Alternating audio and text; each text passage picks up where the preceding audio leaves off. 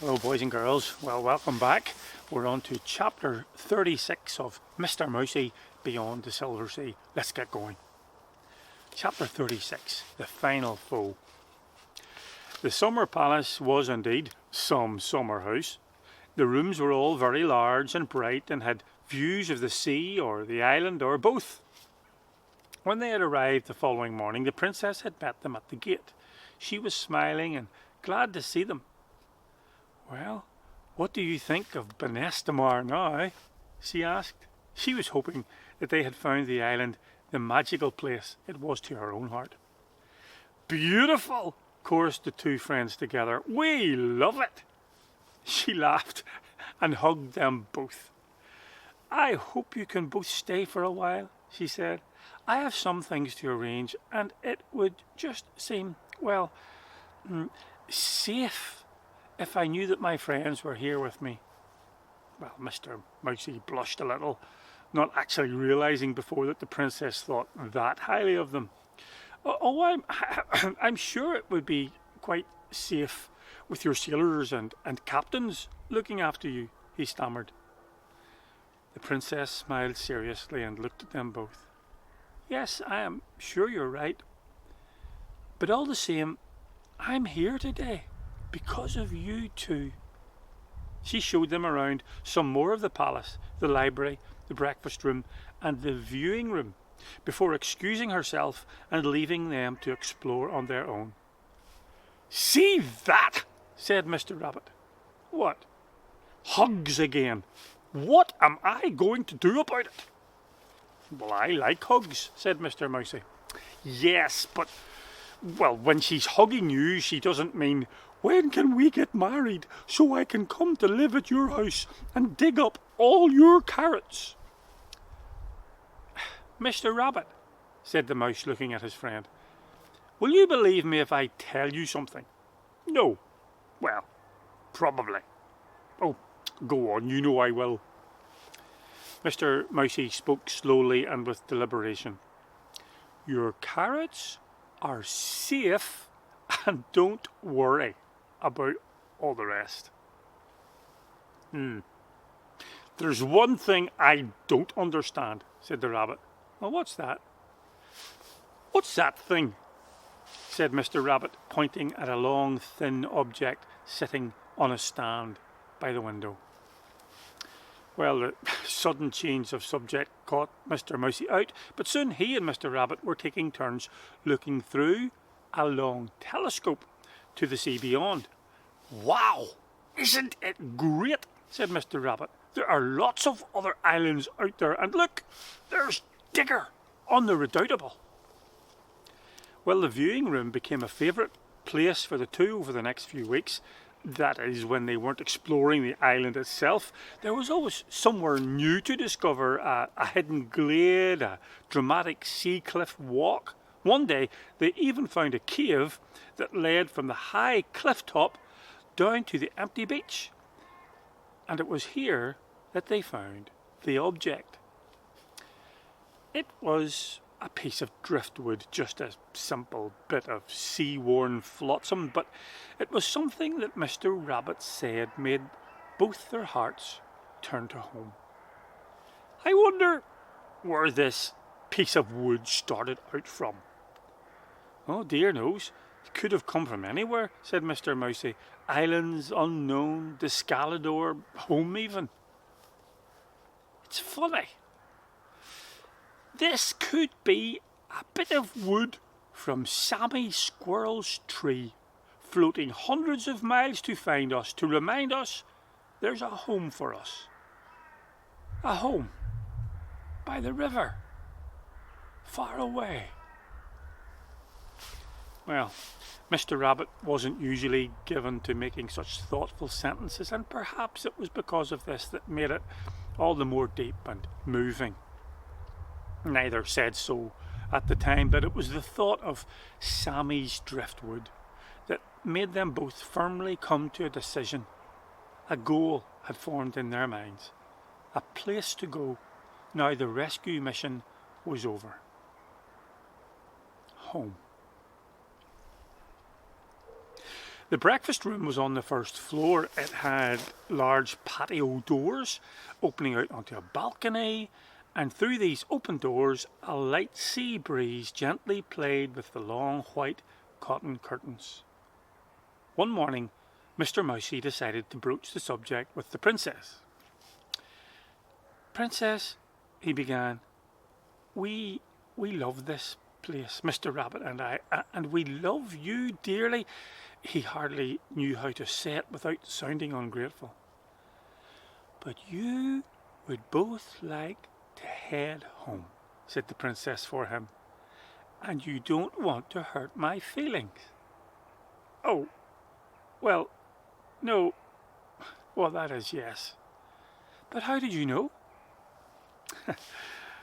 "Do you not think, dear friend, that one has spent night after night locked away from all you love, yearning and praying for even a scent of home, that I cannot see it on the face of my friends, when they also feel the aching call?" She smiled and nodded slowly.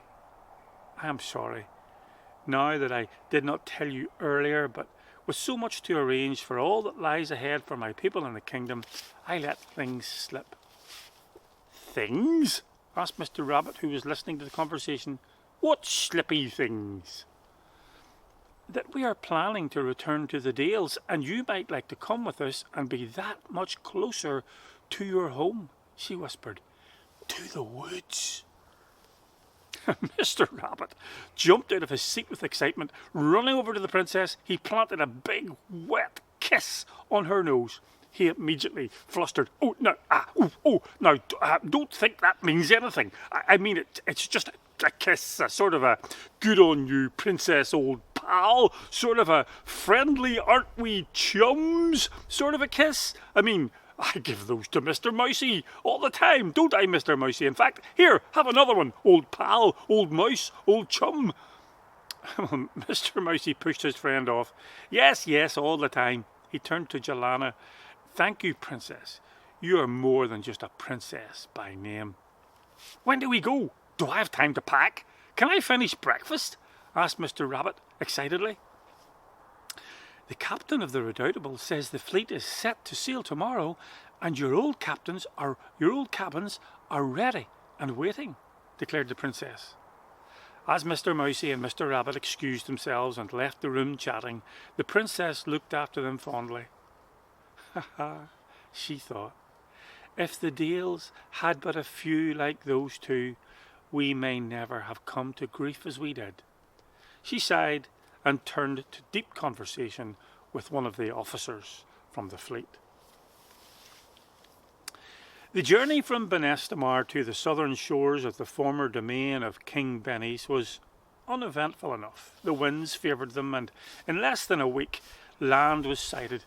Soon after, the ships were at anchor, and all on board were ferried ashore on the small boats. Now, the Dales actually had a harbour port further northwest, but during the wars the port had been destroyed, leaving wrecks blocking all approaches. The sand dune coast of the southeast was seen as a safer landing. The Dales had had the bulk of the towns and villages up to the northwest, which was part of the reason the former domain had appeared so empty, as Mr. Mousey and Mr. Rabbit had flown over the remote southeast. Still, walking over the sandy dunes was very different to flying over them several hundred feet up, and it seemed like a lifetime before that they had passed this way. The fleet had been left anchored with just enough sailors to maintain and protect the ships. The remainder, about 100 in all, including Nogger, the rat captain, Hasher, the princess and the mouse and the rabbit, strode out in a long caravan heading north. The plan was to scout the land with a view to rebuilding a new city. The north had always been colder and wetter than the south anyway, so, armed with the information Mr. Mousey had remembered from the flight overhead, they set out to find a new Dales. One night, as they sat around a campfire with tents encircled about, Mr. Mousey passed a comment as he looked up at the rising smoke. "You know, it was in these lands, although a good bit further up, that I thought I saw smoke arising from a campfire. It was Hasher, who jumped up, spitting out his drink with a cough into the fire. "Someone here? You're mistaken, Mouse." "Maybe," said Mr. Mousey, surprised at the reaction, "but I don't actually think so. Why are you so surprised, Hasher?" "'Cause nobody comes here without His Majesty say so, and since His Majesty was away, or later as it turned out, Oh, sorry, Your Highness." The princess had her face tilted down in shadow, but after a pause she spoke. "No, that's fine, Hasher. It is true enough. Father was not at home as much as perhaps he ought to have been. I can see that when he was killed, no one knew what to do, and the place became even more desolate than before." She raised bright eyes to face them all. "But no more. A leader's place is with his or her people. Her duty is to her people and for her people. She lives to serve, to seek the health and welfare of those who have placed simple trust in her hands, and she must never forget that." She stood up, and the light from the fire flickered on her noble though honest face. Dressed as she was in her simple travelling outfit, she still looked like a queen, and all there would gladly have put their lives in deepest peril for her. "If my father's people will hear me, I shall offer myself to them as just this servant," she said with feeling. Mr. Mousey looked and thought to himself, "Dear princess, if you only knew, no one would refuse you and would instead beg to serve you." He knew then that the Dales would be having a new ruler soon, one who would never let them down, her qualities refined in the fires of suffering. The morning came bright and clear, with birdsong calling across the still air over the dewy grass. Breakfast was over too soon for a certain rabbit, and then they were breaking camp and heading north once again. "You know, it only took us a couple of hours to fly here from the river crossing where we left Kirak," said Mr. Mousey to his pal. "Put, it's a pity the stupid thing's broken now then," complained the rabbit. It occurred to Mr. Mousey that this was something they had not tested for some weeks, and wondered if it would be worthwhile seeing if it was still not working. His thoughts were interrupted by a sudden scream, cut short. He looked up and found himself looking into a rough, unshaved face he found unpleasantly familiar. A face familiar by the fact that the last time he had seen it, its owner was trying to kill both himself and Mr. Rabbit. "Stay exactly where you are," his fierce voice commanded. No one moved a muscle. Not for fear of personal danger, but due to the fact the owner of both the voice and the face was grasping Princess Jilana around her neck with one arm and pressing a foul curved blade against her side. "Black!" snarled the rat captain. "I should have known you'd come out of your dirty hideout sooner or later." "Be quiet, you filthy rat!" shouted this scally prince. If I wanted a rat to make a noise, it will be when I'm sticking a sword in it." The picture in the book that had troubled him so suddenly appeared in the mind of the mouse. There it was now in front of him. Now, to his despair, he could see what it was that the man in the picture was holding. Jilana. And there was nothing he or anyone else could do about it. A wave of hopelessness washed over him, and he struggled to think of what to do. What do you want, Palak?" he said, stepping forward.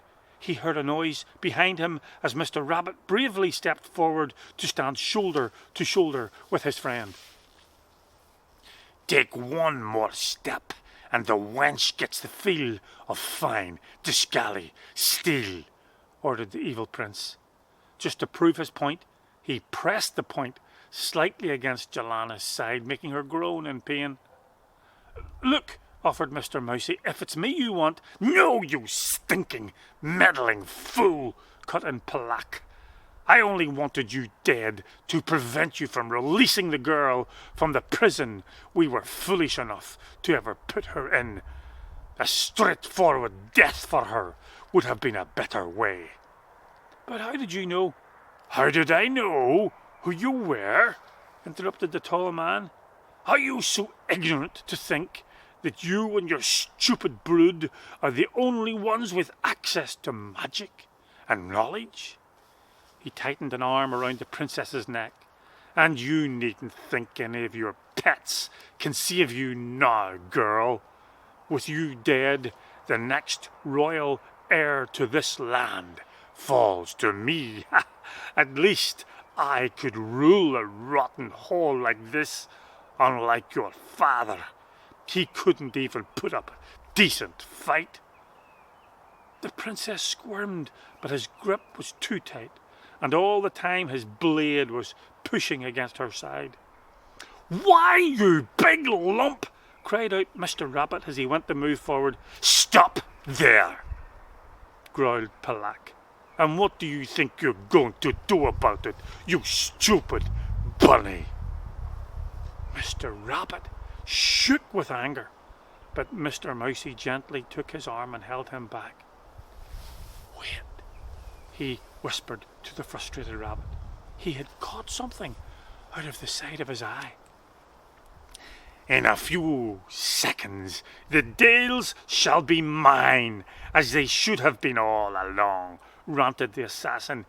"In a way you were all honoured to see my crowning a moment, the moment when I become the sole heir to a throne I alone deserve."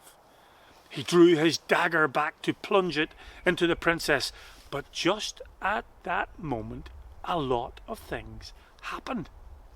The first was that the dagger he was holding fell harmlessly to the ground as a rock thrown from behind struck it and knocked it free.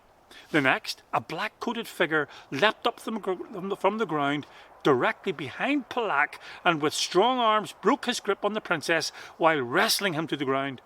Mr. Mousey dived forward and took hold of the princess's hand. She was as white as a sheet. Mr. Rabbit and Hasher assisted in lifting the princess back out of danger. As the two figures wrestled furiously on the ground, it was the rat captain who called out the name of the stranger. "Captain Andre!" As the figures wrestled on the ground, Palak managed to roll on top and was able to look into the face of his assailant.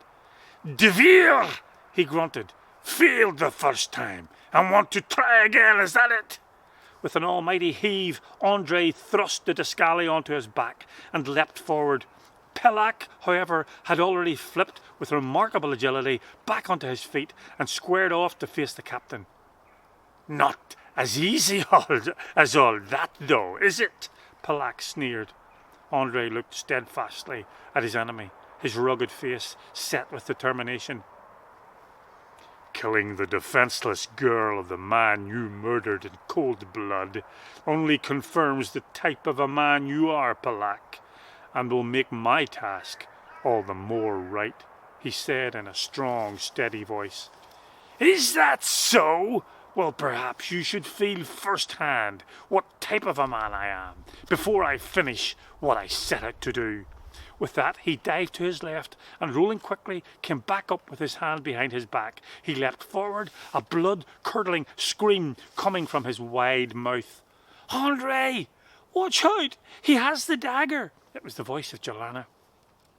With a quick glance toward the princess, Andre swung with his right and struck Palak's chest with a hard fist, while grasping the upraised dagger arm of the prince with his free hand.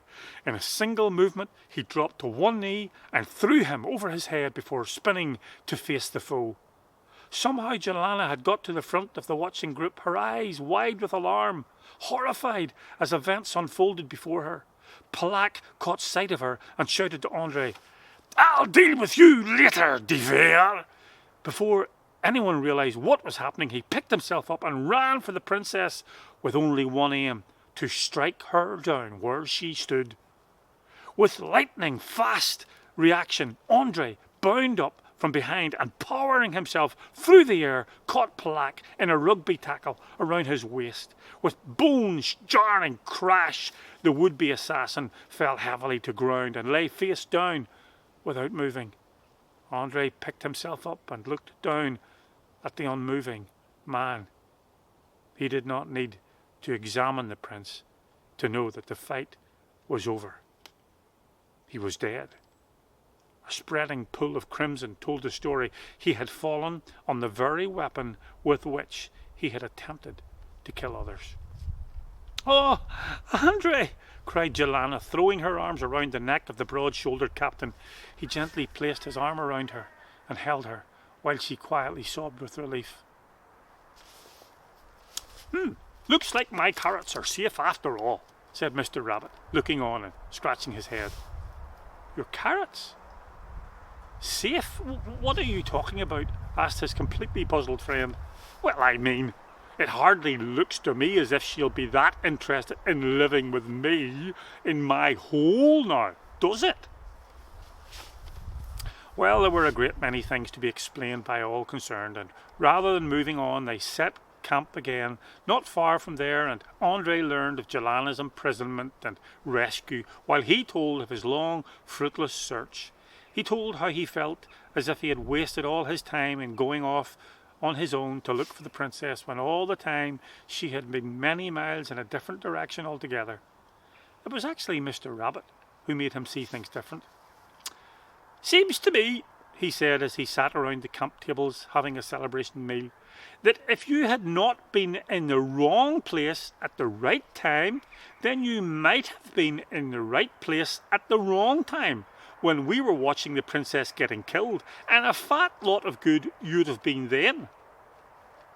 Well, it was maybe an odd way of putting it, but Andre saw the sense in it, and he began blaming himself less and less from then on.